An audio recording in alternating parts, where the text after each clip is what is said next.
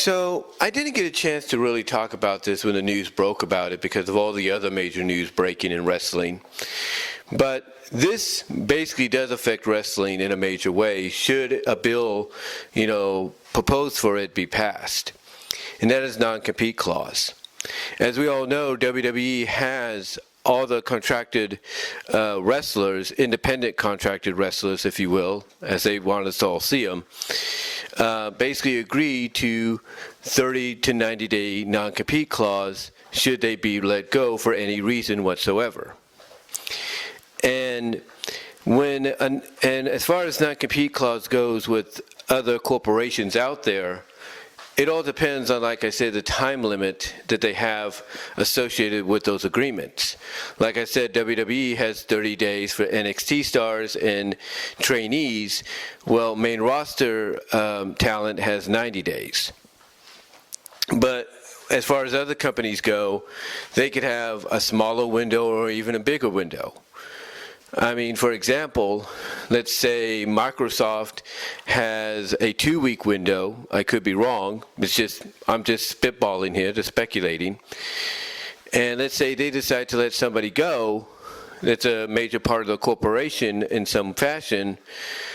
And let's say their non-compete clause is for about 2 weeks, which is 14 days.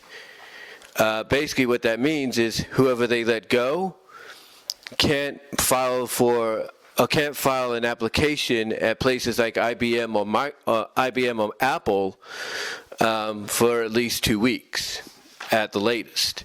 And then after those 2 weeks, then they can basically start, filing an application for employment at Microsoft's competitor. The same thing with fast food corporations. And we're not talking to people that work in the restaurants like, Buffalo Wild Wings or Olive Garden or Red Robin or fast food places like McDonald's and Burger King. No, we're talking about the head honchos in the offices, regionally or worldwide.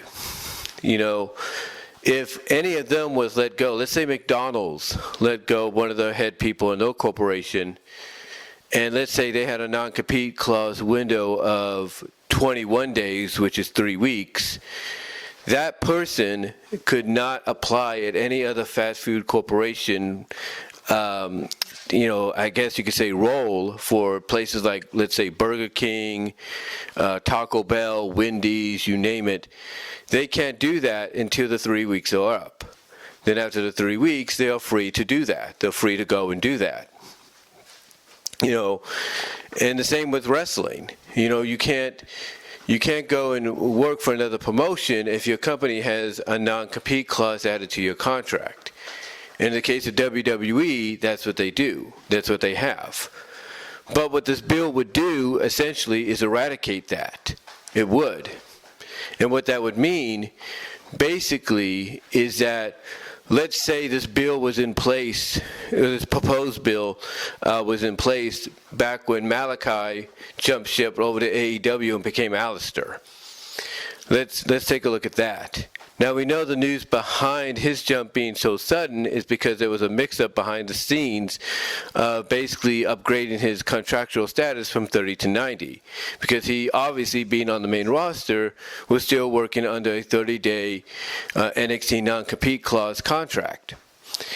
So what that meant is a lot sooner than people expected, he was able to jump ship over to AEW when he was let go. But let's say, again, getting back to my point here, because I know I sound like I'm rambling. Let's get back to my point here.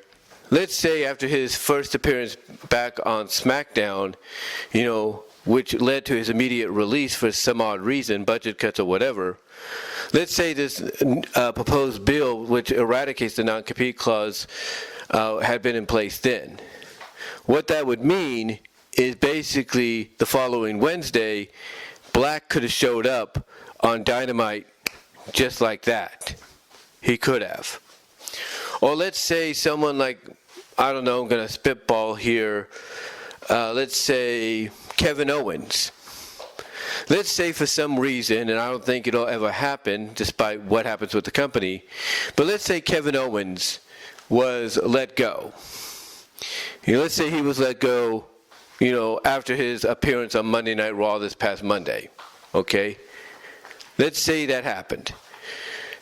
If this bill that eradicates the non-compete clause stipulation in any corporation was in place, then that would mean Kevin Owens could have showed up on AEW Dynamite last night, Wednesday night, as Kevin Steen without any issue. The same with Sami Zayn. Let's say he gets let go for some odd, unknown reason, on Friday, after an appearance on Friday night or even Monday night. Guess what? He doesn't have to worry about waiting 90 days, because if this proposed bill becomes reality, then all he has to do is wait, let's say 5 days, 3 days, 2 days, if you will, and he could show up on Dynamite as El Generico. You know what I'm saying? That's basically what this proposed bill would do. It would basically prevent essentially the non-compete clause from being in existence anymore. I'll give you an example, just a crazy example too. Let's say all of us content creators, signed a contract with YouTube, right? Let's say all of us content creators signed a contract with YouTube. And then let's say we decide, okay, we want to close our channels down and we want to jump ship to Vimeo. Let's say we want to do that, right? We want to jump ship to Vimeo, okay? If YouTube had signed us to contracts, let's say with a 40-day non-compete clause stipulation, then for 40 days after shutting down our primary channels, if not all of them, for 40 days, we wouldn't be able to go to any other uploading video platform like Vimeo, Dailymotion, BitChute, you name it. But after those 40 days would be up, we'd be able to.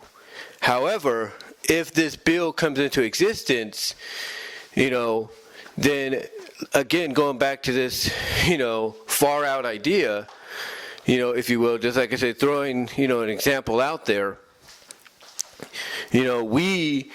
after we would shut down everything here on YouTube, we wouldn't have to worry about waiting a certain amount of time before being able to sign up and create channels at different platforms. We'd be able to do it just like that. We would.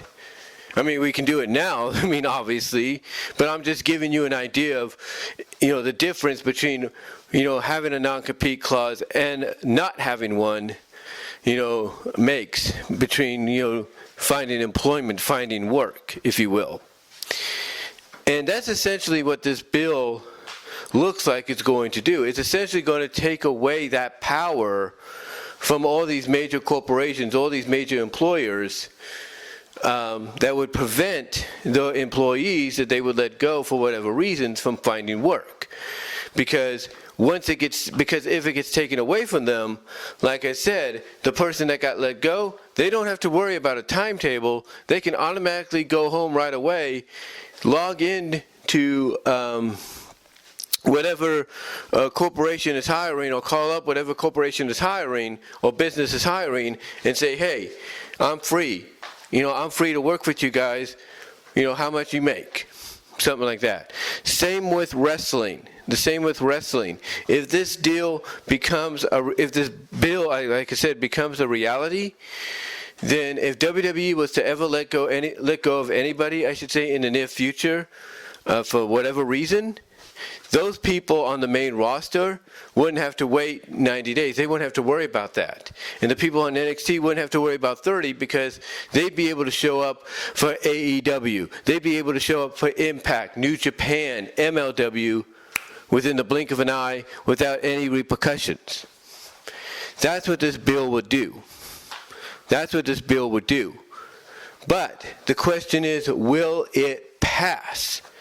I guarantee you there's a lot of people that are hoping it passes, so that way it makes it easier for them to be able to find work if they are let go in the near future. But we'll have to just sit back and see what happens. But yeah, like I said, I never got a chance to talk about this before, which is why it sounds like I'm rambling and stumbling on my words here, because I'm trying to basically give you guys an example of, what this means, what this means, for the world of, job employment in the near future. And I mean, because again, think about it. Let's say once more, you work for, let's say, the rival Nintendo. You work for Nintendo, right? Let's say you work for Nintendo, but you're released, and Nintendo has a stipulation of, let's say, 120 days non-compete. Then for basically about 4 months, you can't go and apply for, any game-related work anywhere, whether it's Sony, Microsoft, Apple, you name it. You can't do any of that. However, that's where this bill comes into play, because it would eradicate that stipulation. And if, let's say, you're someone from Nintendo that gets released, then you could just automatically right away, go and call up Microsoft, Sony, Sony, if you will, Apple, you name it. You'd be able to call them up and say, hey, I'm free. I'm so-and-so. Would you like me to come work for you? And that would possibly happen. That could possibly happen. So, yeah, that's basically the effect. From what I understand, that's basically the main effect that this bill would have. This main bill would have on a lot of these corporate businesses, public corporate businesses, if you will, that are out there. Basically, it's essentially, removing the handcuffs from the possession and letting the people that want to go free, or be free and, continue working, it'll allow them to do so. It'll give them the power to do so. But like I always say, we have to sit back and wait and see what the results will be in the near future. But guys, let me know what your thoughts are. Let me know what your thoughts are, on this whole non-compete clause, this bill proposal to get rid of the non-compete clause stipulation. What are your thoughts on it? Comment below, live chat during the premiere, and I will talk to y'all later. Peace out.